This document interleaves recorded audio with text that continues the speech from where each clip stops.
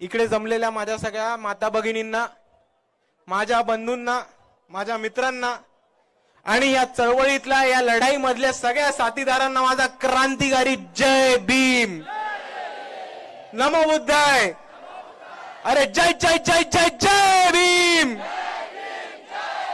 जय जय जय जय जय भीम. एकच नंबर मित्रांनो.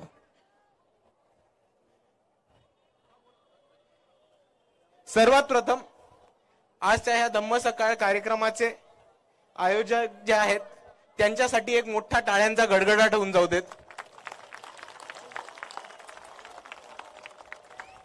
असर्शन, आपली भूमिका मांडणं, आपली मतं मांडणं, चळवळीचा, धम्माचा, आंबेडकरी विचारांचा प्रचार करणं हे फक्त राजकीय किंवा अकॅडमिक किंवा अभ्यासिकेतनं नाही होत, तर ते वेगवेगळ्या गोष्टीतनं होतं.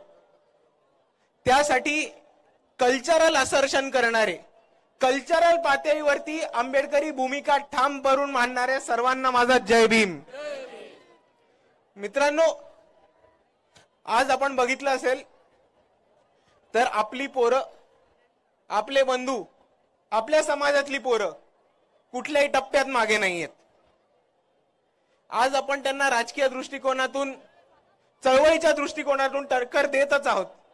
पण आज फिल्म्स असो, इकडच्या सिरियल्स असो, गाणी असो, डान्स असो, आर्ट असो, रॅप असो, परफॉर्मन्सेस असो, सोशल मीडियावरती रील्स बनवणं किंवा सोशल मीडिया इन्फ्लुएन्सिंग असो, आज आपली पोरं कुठल्याच दृष्टिकोनातून कुठल्याच क्षेत्रात मागे नाही राहिली.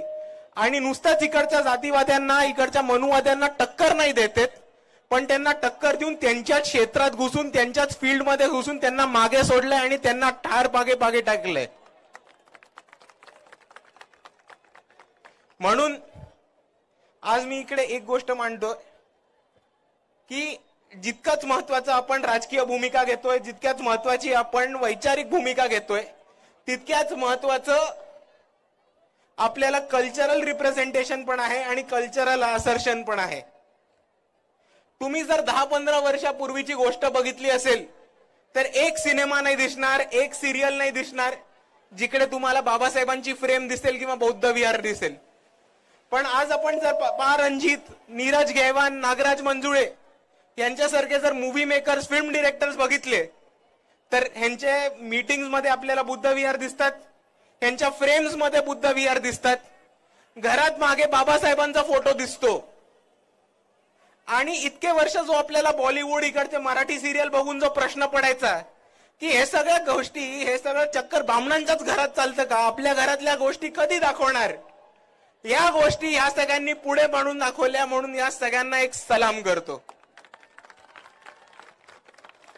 मित्रांनो, आपण इकडे सगळे जमलोत, आपण सगळे बाबासाहेबांच्या मार्गावरती चालतोय की नाही, चालतोय की नाही मित्रांनो. आणि बाबासाहेबांनी सांगितलेल्या मार्गाप्रमाणे आपण त्यांच्या 3 महत्वाच्या गोष्टी पाळतोय आणि त्यांचं एक महत्वाची जी घोषणा होती, एक महत्वाची जो मार्ग दाखवलेला त्याच्यावरती चालतोय. तो म्हणजे शिका, संघटित व्हा आणि संघर्ष करा. मित्रांनो, आपण सगळे शिकतोय इकडे, हो. आपण सकाळी 6 पासून संडेच्या दिवशी जमलोय, रविवारच्या दिवशी जमलोय, म्हणजे ह्याचा अर्थ खरंच आपण संघटित पण झालोय. आणि आपण सगळे आपल्या पातळीवरती संघर्ष पण करतोय. आणि संघर्षामध्ये मित्रांनो जाणून घ्या की आपण कुठेही मागे पडत नाही आहोत, पण आपल्या समोरची आव्हानं, आपल्या समोरचे समस्या, आपल्या समोरचे मुद्दे हे पण आपण सर्वांनी समजून घेतले पाहिजेत. आज आपण शिकतोय, प्रत्येक पावलावरती आपण इकडच्या प्रस्थापितांना, मनुवाद्यांना, अर्ध्या चड्डीवाल्यांना प्रत्येक गोष्टीमध्ये मॅच करतोय, त्यांना मागे टाकतोय. पण मित्रांनो, एक समजून घ्या, इथे किती लोक शिकतात हात वर करून दाखवा. सगळे स्टुडंट्स आहेत, एक नंबर. मला सांगा, इकडे जितक्या लोक शिकतायत त्यांनी हात वर करून सांगा की आपल्याला गॅरंटी आपण पास होणार आहोत. हे बघा, ह्याला म्हणतात बाबासाहेबांची जमात.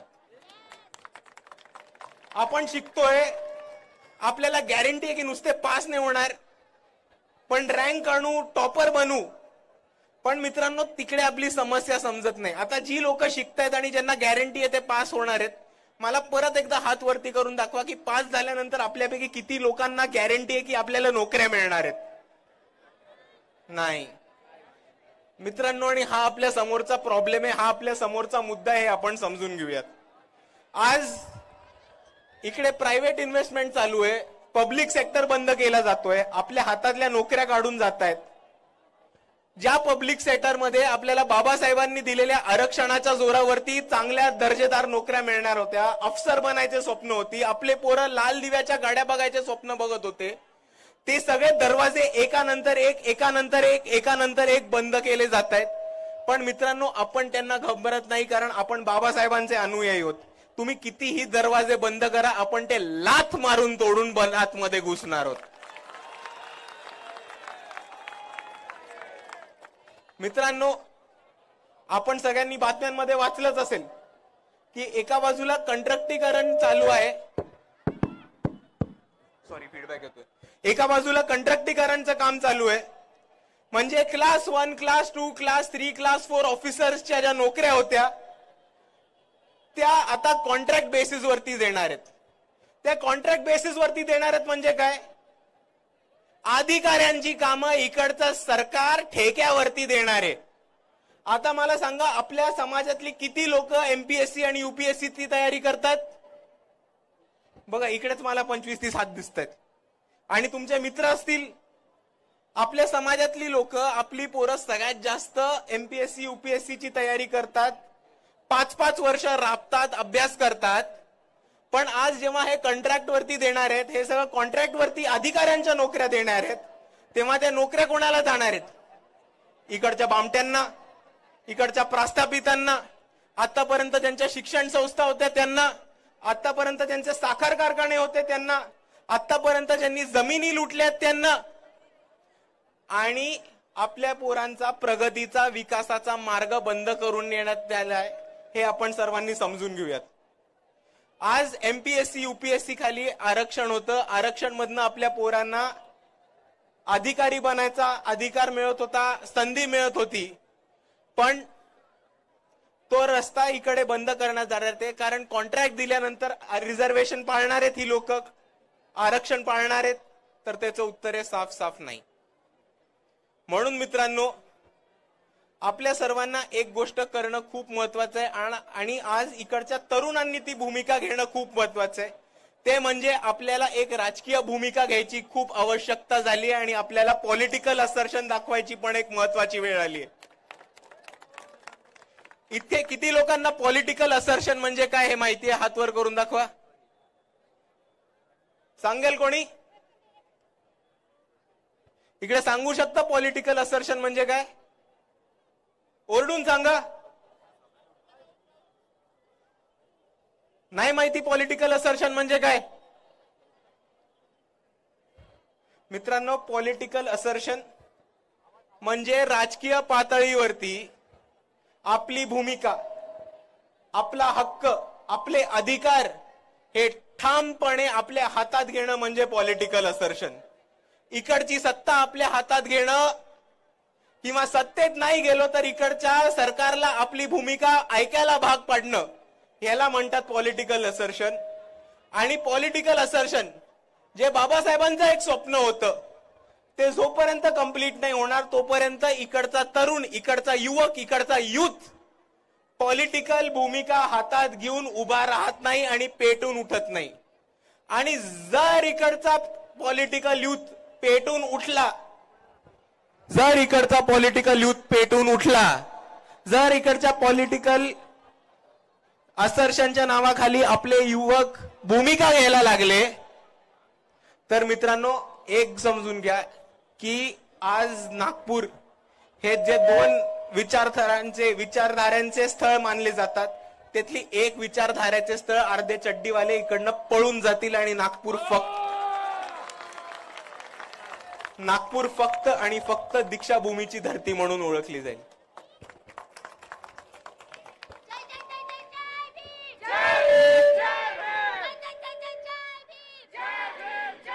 पण मित्रांनो, पॉलिटिकल भूमिका घेऊन उभं राहणं, राजकीय भूमिका घेऊन उभं राहणं हा वेळेचा काळ आहे, वेळेची गरज आहे.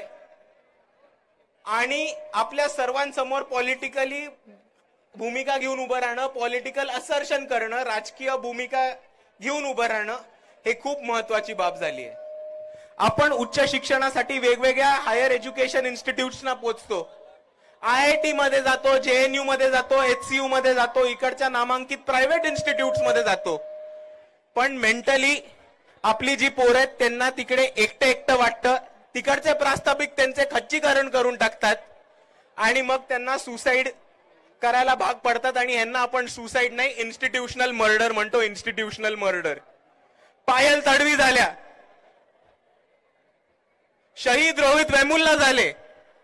आता ह्या वर्षीची घटना आहे, IIT मुंबई मधले दर्शन सोळंकी झाले. यांनी अभ्यास केला, खूप चांगल्या दर्जाचा अभ्यास केला. त्यांनी अजून हॅलो, आवाज येतोय ना सगळ्यांना? तर रोहित वेमुल्ला असतील, दर्शन सोळंकी असतील, पायल तडवी असतील, यांनी शिक्षण घेतलं. ते त्यांच्या लहानपणापासूनच्या परिस्थिती होत्या, जातीवाद्याला, गरिबीला, गोरगरीब कुटुंबातून आलेली पोरं होती.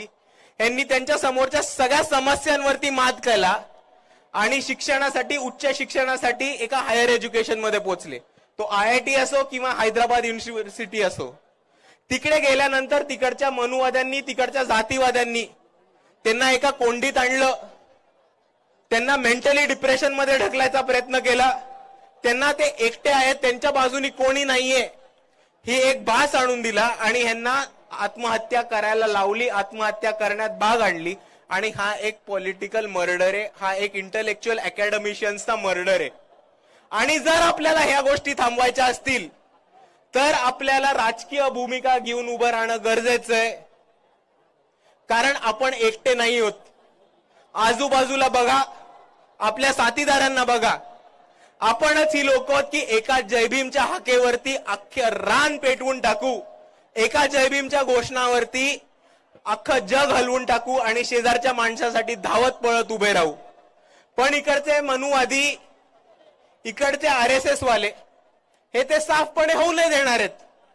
कारण जर इकडचे SC ST OBC आणि दलित बांधव पेटले तर या लोकांना या महाराष्ट्रामध्ये, या भारतामध्ये स्थान नाही राहणार आहे.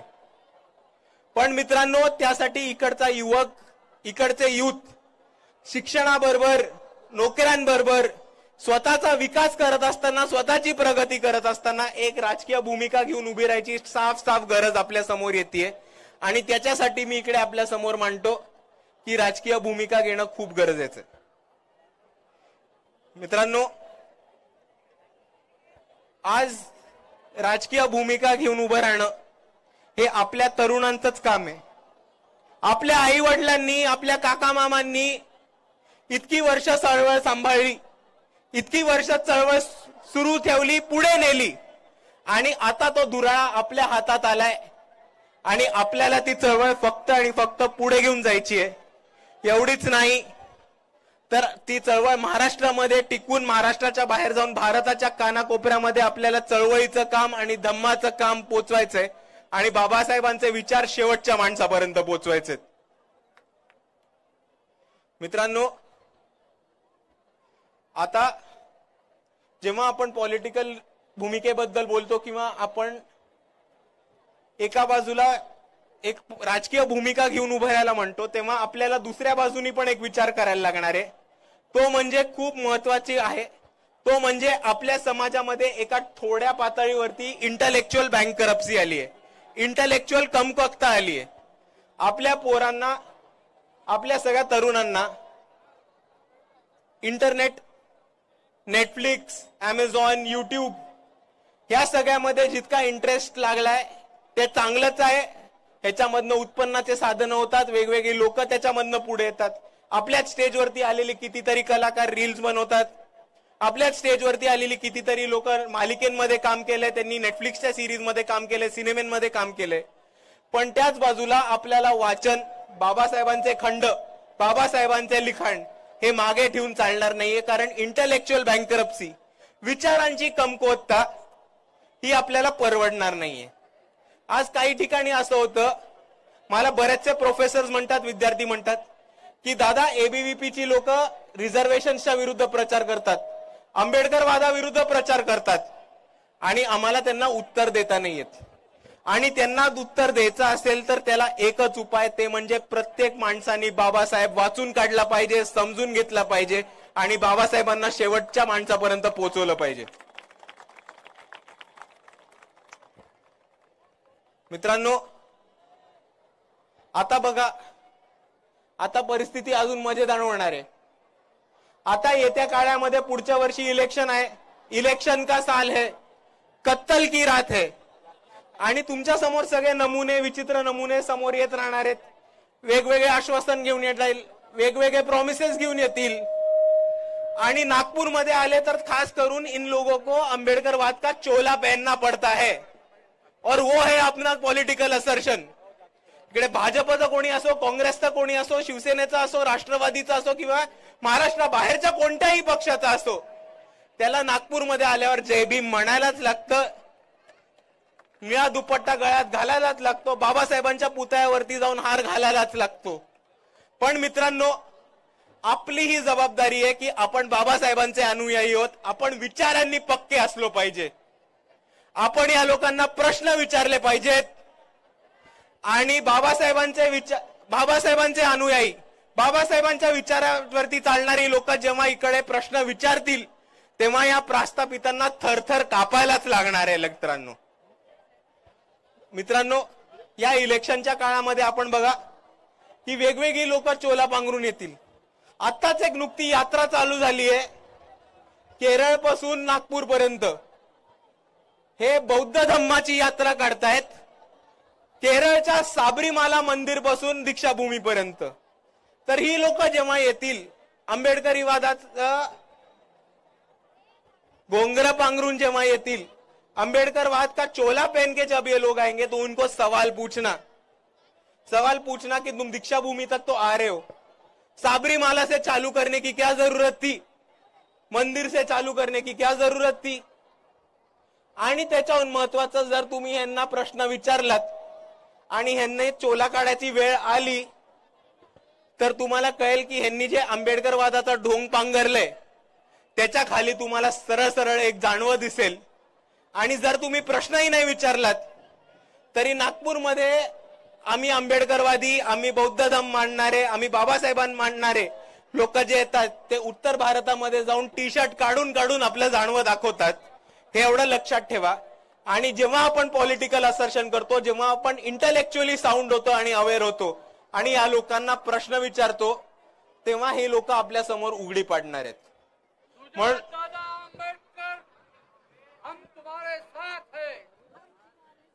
म्हणून मित्रांनो,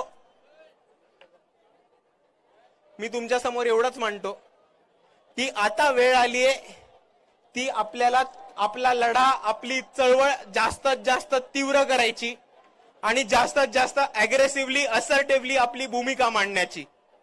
मित्रांनो,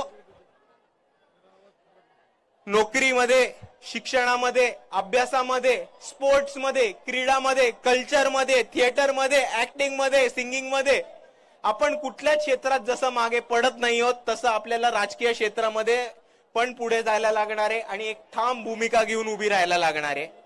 आणि म्हणून जाता जाता एवढंच सांगतो की जसं आपण विचार पक्के करतो तसंच आपल्याला राजकीय भूमिका पण पक्की करायला लागणार आहे. आणि ये आने वाला दौर अपना होगा, अगर नहीं होगा तो उसको हम अपना बनाएंगे. इतका म्हणून थांबतो. जय भीम, नमो बुद्धाय.